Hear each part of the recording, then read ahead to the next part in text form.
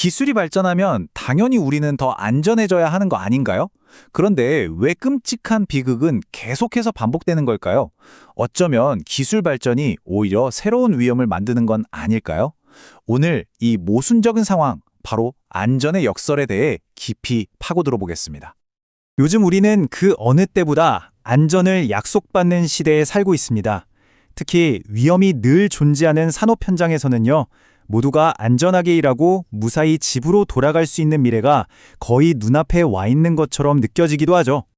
자, 한번 생각해 보세요. 2020년에는 산업안전보건법이 전면 개정됐고 2022년에는 중대재해처벌법까지 시행됐잖아요. 현장에서는 인공지능 AI가 위험을 감시하고 사람은 타지도 않은 무인 건설기기가 움직이고요. 쌓인 데이터로는 사고를 미리 예측하기까지 합니다. 그야말로 최첨단 기술과 강력한 법으로 빈틈없이 무장한 것처럼 보이죠. 하지만 정말 충격적인 현실은 이겁니다. 이렇게 많은 노력을 쏟아붓고 있는데도 우리나라 건설 현장에서 목숨을 잃는 노동자의 수는 매년 600명 수준에서 거의 변하지 않고 있다는 거예요. 이 슬픈 숫자는 여전히 우리 곁에 그대로 머물러 있는 거죠. 그렇다면 여기서 당연히 이런 질문이 나올 수밖에 없죠. 우리 손에 이렇게 강력한 안전장비와 제도가 있는데 대체 왜 끔찍한 비극은 멈추지 않는 걸까요? 오늘 우리는 바로 이 미스터리를 한번 풀어보려고 합니다. 자, 이 미스터리를 풀 첫 번째 단서는요, 좀 의외의 곳에 있습니다. 바로 독일의 사회학자 울리 히벡이 제시한 개념에서 찾을 수 있습니다. 울리 히벡이라는 사회학자가 위험사회라는 책에서 이런 말을 했어요. 진보를 통한 안전은 환상이다. 이게 뭐 그냥 비관적인 소리가 아니고요. 현대사회가 스스로 만들어낸 이 아이러니에 대한 아주 날카로운 진단인 거죠. 벡이 말한 핵심 개념이 바로 제조된 위험이라는 건데요. 그러니까 이게 뭐 밖에서 오는 자연재해 같은 게 아니에요. 오히려 우리가 더 잘 살려고 만든 바로 그 기술, 산업, 그리고 진보라는 시스템 안에서 생겨나는 그런 새로운 종류의 위험이라는 뜻입니다.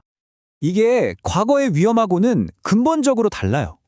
옛날에 뭐 태풍이나 지진 같은 건 우리가 어떻게 할 수 없는 그냥 견뎌내야 하는 거였잖아요. 하지만 원자력 발전소나 화학 공장, 초고층 빌딩이 만들어내는 지금의 위험은요, 바로 우리가 더 나은 삶을 위해서 직접 만들어낸 우리 시스템 내부의 위험이라는 겁니다. 그리고 바로 이 위험 사회의 모습을 가장 잘 보여주는 곳이 어딜까요? 맞습니다. 바로 현대 건설 현장입니다. 장비는 점점 더 거대해지고 공법은 놀랍도록 빨라지고 있죠. 바로 이곳에서 제조된 위험이 어떻게 작동하는지 생생하게 볼 수 있습니다. 그렇다면 이 제조된 위험이라는 게 대체 어떻게 현실의 비극으로 이어지는 걸까요? 우리는 그 끔찍한 사례를 광주 화정 아이파크 붕괴 사고에서 봤습니다. 이 붕괴로 가는 길은요, 처음엔 혁신이라는 이름으로 시작됐어요. 공사 기간을 단축시키려고 무지보 공법이라는 새로운 기술을 도입했죠. 하지만 무리하게 일정을 당겼고 심지어 영하의 날씨에 콘크리트를 쏟아부어서 제대로 굳을 시간조차 주지 않았습니다. 그 결과 2022년 1월 11일 39층 건물이 순식간에 무너져 내리고 말았습니다. 이 사고로 6명의 노동자가 진보라고 불렸던 그 잔해 아래서 목숨을 잃었습니다. 그들에게 혁신은 결국 무덤이 되고 말았던 겁니다. 근데 이야기가 여기서 끝이 아니에요. 울리 히베크의 또 다른 통찰을 보면 이 시스템이 어떻게 책임을 교묘하게 피해가는지 알 수 있습니다. 벡은 이걸 개인화된 위험이라고 불렀어요. 이게 무슨 말이냐면요. 시스템 전체의 문제, 이 구조적인 실패의 책임을 슬그머니 개인의 실수나 부주의 탓으로 돌려버린다는 거죠. 실제로 사고 보고서 같은 걸 보면 정말 익숙한 말들이 나오잖아요. 작업자 부주의, 안전모 미착용, 개인 과실, 거대한 시스템의 실패가 한 사람의 실수로 너무나 간단하게 덮여버리는 순간입니다. 자, 그럼 실제 시스템의 현실을 한번 들여다볼까요? 우리나라 건설 현장의 90% 이상이 50억 미만의 소규모 현장이라고 해요. 이런 곳은요, 대부분 전담 안전관리자도 없고 안전교육은 그냥 서류로만 하는 경우가 태반이죠. 그러니까 진짜 문제는 부주의한 몇몇 사람이 아니라 애초에 안전관리가 제대로 될 수 없는 이 시스템 자체에 있는 겁니다. 그러니까 이런 구조적으로 위험한 환경에서 그냥 조심해 라고 말하는 거, 이게 얼마나 무책임한 말인지 아시겠어요? 그건 그냥 네가 알아서 해라 하고 위험 앞에 노동자 혼자 덩그러니 남겨두는 거나 마찬가지예요. 그렇다면 이런 시스템 속에서 노동자들은 대체 어떻게 스스로를 지키는 걸까요? 이제부터는 그들의 마지막 방어선에 한번 집중해 보겠습니다.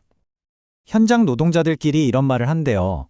또 바뀌었대. 이 한마디에 얼마나 많은 피로감이 담겨 있을까요? 모든 게 계속해서 예측 불가능하게 바뀌는 상황 속에서 사실 그들의 몸이 가장 먼저 위험 신호를 감지하는 거죠. 이걸 몸의 성찰이라고 부를 수 있을 것 같아요. 공식적인 시스템에 아무것도 알려주지 못할 때 노동자들은 자기 몸을 일종의 센서처럼 쓰는 거예요. 발밑에서 느껴지는 미세한 떨림, 손에 쥔 공구의 무게가 어제와는 다른 느낌. 규정이 생기기도 전에 몸이 먼저 반응하는 거죠. 결국 새로 생겨난 위험과 그걸 따라가지 못하는 낡은 규정, 그 사이에 텅 빈 공간을 채우는 건 결국 노동자의 몸과 직관뿐이라는 겁니다. 이게 현장에서 유일하게 실시간으로 작동하는 진짜 안전 매뉴얼인 셈이죠. 오늘 이야기 이 질문으로 마무리하고 싶습니다. 우리를 지키기 위해 만든 그 수많은 안전 시스템이 결국 실패했을 때 우리를 지켜줄 마지막 방어선은 과연 뭘까요? 어쩌면 그 답은 가장 최첨단 기술이 아니라 가장 원초적인 우리 몸의 감각에 있는지도 모르겠습니다.